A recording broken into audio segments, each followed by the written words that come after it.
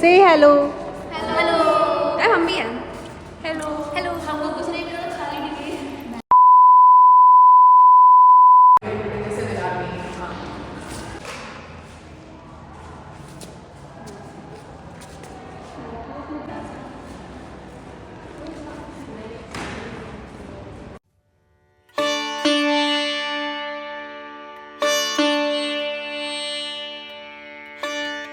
का आभार, अभिनंदन, बंदन। वीरेंद्र स्वरूप स्कूल ही नहीं, ये मेरी आत्मा है।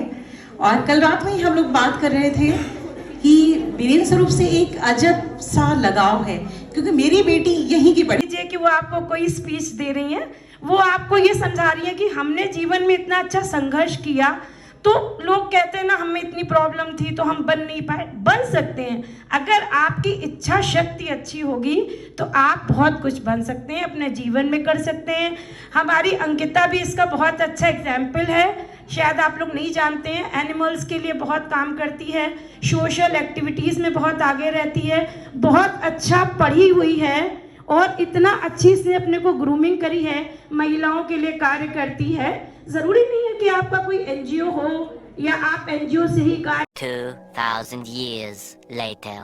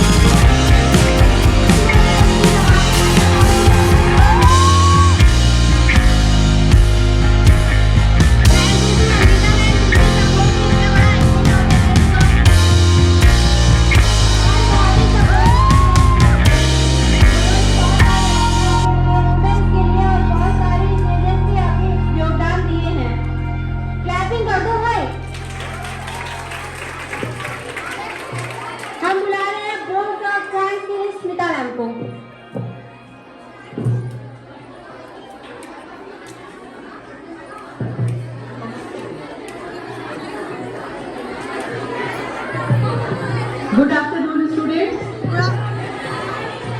सबसे पहले एक जोरदार क्लैपिंग इतनी प्यारी प्यारी प्रस्तुतियों के लिए, हमारी छात्राओं के लिए। आज के इस इतने प्रतिस्पर्धा के युग में अपनी एंजाइटी को हटाने के लिए अपना मनोरंजन भी जरूरी है, लेकिन हमारा जो एक उद्देश्य है वो इन मनोरंजन से बहुत आगे है। अच्छा, आप लोग में बच्चों में कौन जानता है कि एक मिनट मेंटेन साइलेंस स्टूडेंट्स, आप में से कौन जानता है कि ये अंतरराष्ट्रीय महिला दिवस क्यों मनाया जाता है? क्योंकि ये आज मुझे किसी पुरुष ने ही बताया है, मुझे भी नहीं पता था। कोई जानता है? कीर्ति मैम को मालूम था। किसी को मालूम हो तो बताओ, मैं भी शेयर कर देती हूँ ये वाली न्यूज, है ना। जानकारी अच्छी है इसलिए शेयर करना चाहती हूँ। जब फर्स्ट वर्ल्ड वॉर हुआ 1914 में, 1914 से लेके 1918 तक वर्ल्ड वॉर चला, फर्स्ट वर्ल्ड वॉर।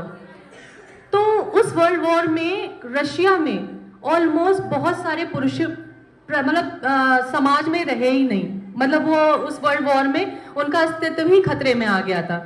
जैसे कि बिंदु मैम ने बताया, उनके परिवार में बहुत मतलब कोई पुरुष नहीं रहा था, ऐसे ही रशिया के समाज में ही पुरुषों का अस्तित्व खत्म हो रहा था। तो उस समय का युग जो है वहां रशिया में भी ऐसा था कि महिलाएं होम मेकर्स ही थी, लेकिन उस समय उन्होंने उस समय की व्यवस्था को संभालने के लिए वहां के महिलाओं ने संगठन बनाया और अपने देश को सामाजिक, आर्थिक और हर तरह से खड़ा किया अपने पैरों पे। तो जब 1945 में यूनाइटेड नेशंस का इसकी स्थापना हुई तो इसको उनके इस समाज में योगदान को महत्व देने के लिए अंतरराष्ट्रीय महिला दिवस के लिए मनाया गया 8 मार्च को। आज तो 7 मार्च है ना, लेकिन जो 8 मार्च को अंतरराष्ट्रीय महिला दिवस के लिए एक दिन निर्धारित किया गया कि हम महिलाओं को उनके समाज में योगदान के लिए सम्मान दे सकें। और लेकिन मेरा मानना है कि समाज में महिला पुरुष दोनों एक दूसरे के पूरक है, एक के बिना दूसरे का कोई अस्तित्व नहीं है, जैसे कि बिंदु मैम ने कहा। और ये जिसने बताया था वो हमारे रंजीत सर हैं, इलेक्ट्रॉनिक्स डिपार्टमेंट के बीटेक में। उन्होंने आज जानकारी मुझे दी थी कि अंतरराष्ट्रीय महिला दिवस क्यों मनाया जाता है।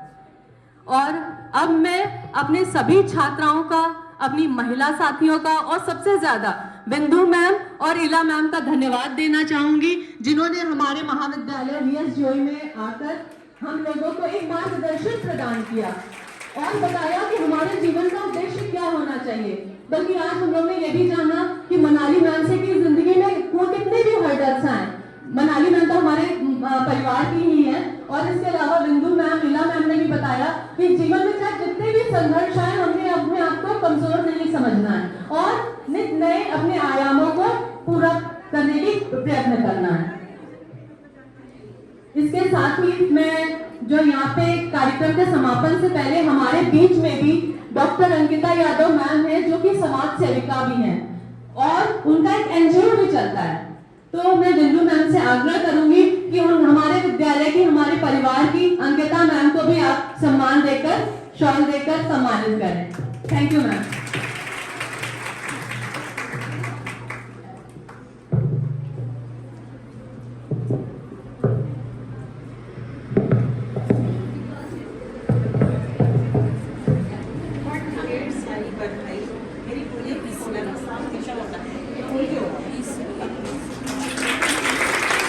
Big clap.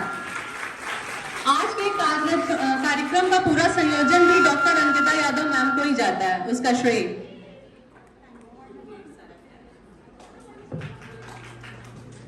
Thank you ma'am, thank you everyone once again. एक मिनट, हमारी TPO training placement officer doctor Nishat Siddiqui भी आपसे कुछ कहना चाहती है। Good afternoon everyone. सिर्फ 2 मिनट लूंगी। Dear guest, children and dear female colleagues, एक चीज़ के लिए अंकिता मैम को मैं बहुत बड़ा धन्यवाद देना चाहती हूँ कि 2 ऐसे प्रेरणा स्रोत लेके आए हमारे बीच में, जिनकी अपनी लाइफ बहुत स्ट्रगल से भरी हुई थी और रिसोर्सेज के साथ हर कोई कामयाब हो सकता है। बिना रिसोर्सेज के सरवाइव करना it's really a tough task. जो आपकी लाइफ में चैलेंजेस थे, इवन मैंने जब मैम की बात सुनी तो मुझे लगा कि कितनी चैलेंजिंग लाइफ थी मैम की। उसके बाद जब ईला मैम की सुनी तो मैं ये कंफ्यूज हो गई कि किसकी लाइफ ज़्यादा चैलेंजेस के साथ थी। आपकी लाइफ में एक समय के बाद शायद खुशियाँ आ गई, तो मैम के साथ आज भी, लेकिन कंटिन्यूसली आई एम ऑब्जर्विंग कि मैम इज कंटिन्यूसली स्माइलिंग और उनके चेहरे पे जो एक खुशी है, जो वो चीज़ वो एंजॉय कर पा रही है, it's really appreciable ma'am. Thank you so much. मैं तो बच्चों से यही कहूँगी